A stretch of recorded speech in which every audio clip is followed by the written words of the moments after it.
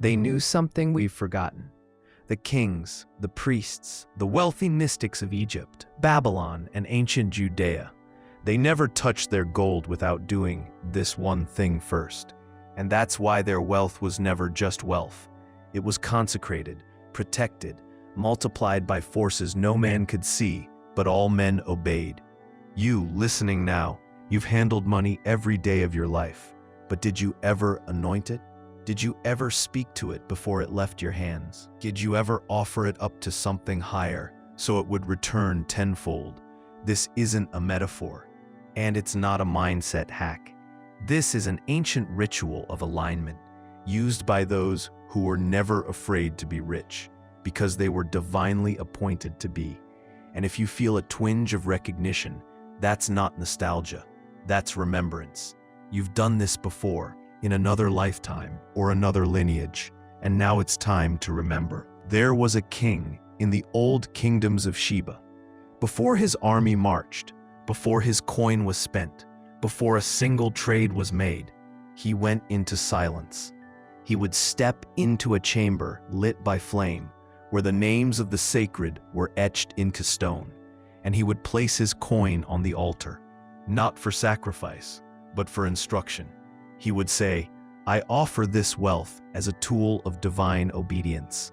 Let it go where my word commands, and let it return multiplied by your grace." He believed that gold responded to vibration, to voice, to timing, to reverence.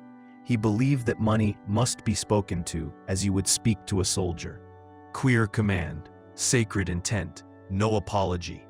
And the coin obeyed, not because it was magic, but because it was spiritually instructed. Here is the forgotten truth. The rich don't just make more money. They initiate money. They prepare it, like a meal for a king, like an offering before the gods. You don't just spend money. You send it. And before you send it, you speak to it. This was the ritual of the wealthy in ancient temples and courts. They had words, and they had rhythm, and now you will too. Before your next purchase, before you pay the bill, before you give or invest, speak to your money like this. You are not leaving me. You are going ahead of me. You are opening doors. You are shaking the gates. You are gathering your kind and bringing it home. Say it slowly. Say it like you mean it. Say it till your hands tingle. That's not delusion. That's resonance. Modern people call it energy. Old kings called it dominion, and it is still yours. Wealth doesn't respond to desperation. It responds to command. That's why the poor ask, but the wealthy instruct. This is not arrogance. It's alignment, and it begins before the gold ever leaves your hand. They never begged gold to stay. They blessed it as it went. You see, when you command something from a place of alignment, you don't fear its departure. You trust its mission. Ancient priests taught their pupils, a coin in motion under divine command never disappears. It obeys. It circles. It gathers interest, spiritual and material, and returns richer. So they trained themselves to release money without flinching. No anxiety, no gripping, only direction, only command. They would say, "Go in the name of provision, multiply with the oil of favor, return as a harvest, pressed down, shaken together, and overflowing." These were not just poetic lines. These were activation keys. Because money isn't just economic, it's energetic, and your voice gives it shape. There's a reason why the rich don't feel fear when they invest. It's not just confidence in a market. It's because somewhere deep in their spiritual DNA, they remember how to bless their seed. A king did not send his soldiers to war without first raising his banner. Why would you send your money into the world without raising your voice? Let's shift something right now. Before we go further, repeat this with me. I no longer release money in fear. I send it in faith. It does not leave me. It obeys me. It reports back with increase. Again, slower. It obeys me. It reports back with increase. Let it settle. Let the words reprogram what fear once occupied.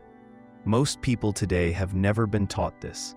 They see money as random, or worse, as punishment. They say things like, "Money slips through my fingers. I'm bad with money. Nothing ever works for me." They don't realize that every phrase is a spiritual contract, and every spiritual contract has a cost. So the ancient ones chose a different contract, a different phrase. They would say, "I am one with divine provision. What leaves me, blesses me. What returns, exalts me." This is how kings walked into markets, into trade, into taxes, into tithes. They weren't just making transactions. They were initiating circles of return. And the return was never random, because the ritual began before the gold moved. It began in the mouth. There is a principle hidden in every temple. You must release before you receive, not because the divine is stingy, but because currency only flows into open hands. That's why kings gave before they asked, why merchants lit incense before opening their stalls, why prophets anointed their head before entering a negotiation. It wasn't superstition, it was preparation. Money, like breath, obeys rhythm. Inhale, exhale, inhale again. You cannot hoard your breath. Try it, you'll collapse. And you cannot hoard money and expect wealth. The rich in spirit know this. They don't just give to be nice. They give to initiate divine circulation. In the old temples, there was something called a first fruit ritual. Before a harvest was eaten, before trade was made, a portion, often small, sometimes symbolic, was set aside, not out of guilt, not to bribe the gods, but to signal alignment. They were saying, I recognize the source. I trust the cycle. I honor the rhythm. And the return? Always greater, always faster, always blessed. Here's the modern misinterpretation. People think tithing or giving is about obligation. But the ancient ones knew better. It's not obligation, it's activation. Giving is the command that opens the gate, not because God needs your money, but because your spirit needs to prove it trusts. When you give from alignment, you tell heaven and earth, I'm no longer in survival, I'm in command. I trust the return. So here is the ritual you were never taught. Before any new venture, before a major purchase, before a step forward in business or family or investment, give something. Small, quiet, intentional. It could be a coin, a meal, a favor, a kind act. But make it sacred and say, this is the first ripple in my wave of return. What leaves me now returns to me pressed down, shaken together, running over. Let the words shape the flow. Let the action open the door. Ancient kings understood something we still resist. You cannot receive what you will not release. And you cannot keep what you do not bless. So here is your moment of alignment. Don't just wait for increase. Create the opening. Whisper this now, as they once did in the halls of incense and stone. I do not chase money. I instruct it. I do not fear its leaving. I bless its going, and I multiply by sacred release. Now you know the ritual. But don't let it stay in your mind. Let it enter your muscle memory. Let it rewrite how your hands move, how your heart beats when you open your wallet, how your voice speaks when gold is near. Because every act of spending, every act of giving, every act of saving or investing is either a ritual of alignment or a ritual of fear. And you must choose which one you're performing. Say this slowly. I only release money in alignment. I only receive money in alignment. I move with divine timing. I spend with sacred trust. I bless my wealth, and it blesses me. Now again, but this time with breath. I bless my wealth, and it blesses me. Pause. Feel that. That's not performance. That's command. The kings of old didn't speak like peasants. They didn't act from fear, and they certainly didn't wait for someone else to give them permission to prosper. They built altars. They anointed gold. They walked into the world like wealth belonged to them. Not by entitlement, but by alignment. You are not too modern for this. You are not too late, and you are not too small. You are a vessel of divine commerce, and this ritual is your inheritance. So the next time you hold money, pause, bless it, speak to it. You are not ordinary. You are instructed. You are released with purpose, and you return to me with power. Say it out loud. Say it in silence. Say it in the marketplace.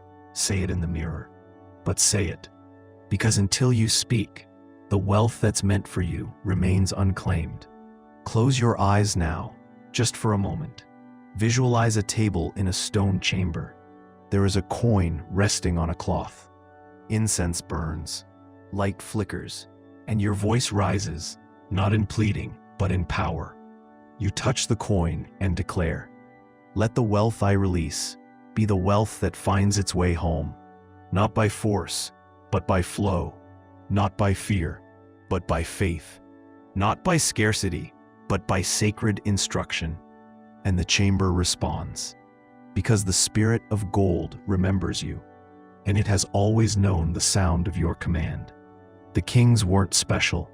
They were just willing to speak first, and now, so are you.